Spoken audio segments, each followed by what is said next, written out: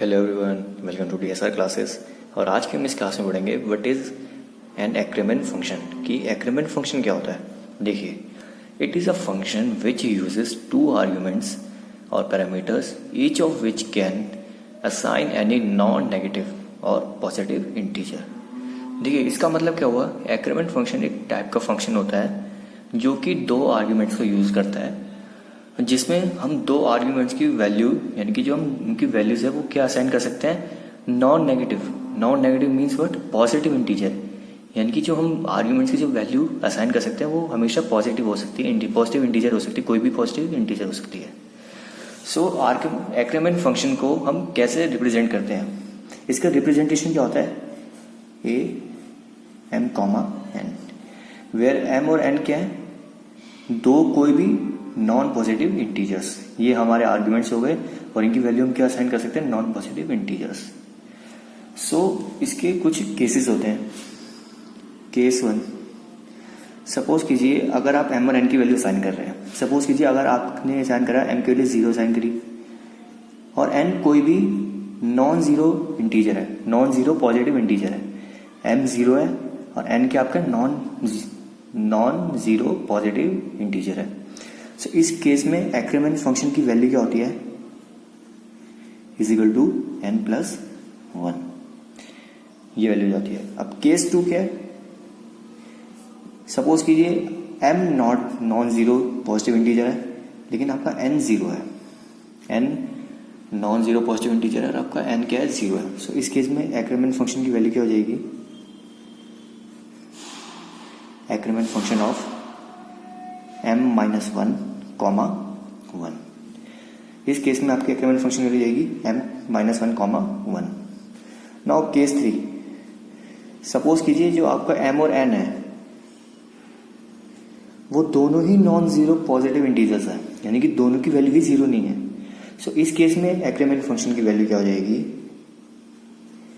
एक्रीमेंट function of m minus 1 comma Ackermann function of m comma n minus 1।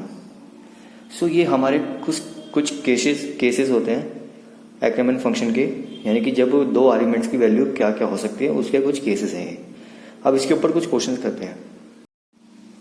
देखिए, अगर मेरे पास क्वेश्चन आता है find the value of this Ackermann function, यानी कि मुझे एक एक्रीमेंट फंक्शन दे दिया, मुझे दो पैरामीटर्स दे दी, उनकी वैल्यूज दे दी, तो मुझे इस फंक्शन की वैल्यू निकालनी है। तो कैसे निकालेंगे, बेसिकली चलिए चेक करिए कौन सा केस है।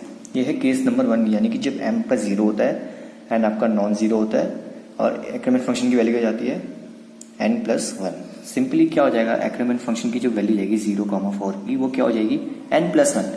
n क्या मेरे इधर 4, सो उसकी वैल्यू क्या हो जाएगी 4 plus 1 which is equal to what 5। Okay, now suppose कीजिए अगर मेरे पास क्वेश्चन आता है find the value of this Ackermann function 2,0। Now see, ये कौन सा केस है, जब आप m आपका नॉन जीरो होता है और n क्या होता है आपका 0 होता है, यानी कि केस नंबर 2, m आपका नॉन जीरो है, n क्या आपका 0। सो इस केस में एक्रीमेंट फंक्शन की वैल्यू क्या हो जाती है, Ackermann function of m minus 1 comma 1। Okay, so मेरा एक्रीमेंट फंक्शन की वैल्यू क्या हो जाएगी, एरिया ऑफ 2,0 को मैं क्या लिख सकता हूँ, Ackermann function of m minus 1 which means what 2 minus 1 comma 1। Now देखिए, ये एक नया केस बन गया कि आपका m और n दोनों ही नॉन जीरो है। सो ये कौन सा केस था, केस नंबर 3। नाउ देखिए, केस नंबर 3 क्या था, m एंड n क्या है आपके दोनों ही नॉन जीरो है। सो इस केस में जो एक्रीमेंट फंक्शन की वैल्यू हो जाती है वो ये हो जाती है m minus 1 comma Ackermann function of m comma n minus 1। So मैं क्या लिख सकता हूँ, जो मेरा एक्रीमेंट फंक्शन ऑफ 1,1 है वो किसके इक्वल हो जाएगा, Ackermann function of m minus 1। m minus 1 means what 1 minus 1 which is equal to what 0 comma Ackermann function of m comma n minus 1। Now m क्या है मेरा 1, Ackermann function of 1 comma n minus 1, n क्या है मेरा n भी 1 है। So n minus 1 is equal to 1 minus 1 which is equal to what 0। सो मुझे अब इस फंक्शन की वैल्यू निकालनी है। तो इसके लिए इसकी वैल्यू निकालने के लिए पहले मुझे एक्रीमेंट फंक्शन ऑफ 1,0 की वैल्यू निकालनी पड़ेगी। ओके, सो एक्रीमेंट फंक्शन ऑफ 1,0 की वैल्यू क्या होगी, देखिए ये कौन सा केस बन गया, केस नंबर 2, यानी कि जब आपका m नॉन जीरो n 0, सो उसमें वैल्यू क्या होती है m माइनस 1 कॉमा 1। सो इसकी वैल्यू क्या हो जाएगी, Ackermann function of m minus one यानी कि 1 minus 1 0 comma 1. So 0 comma 1 increment function of 0 comma 1. So increment function 0 comma 1 means what? Case number 1 n 0 n is not 0. So value क्या हो जाएगी n plus 1. So इसकी value क्या हो जाएगी n plus 1. इस पे n क्या 1.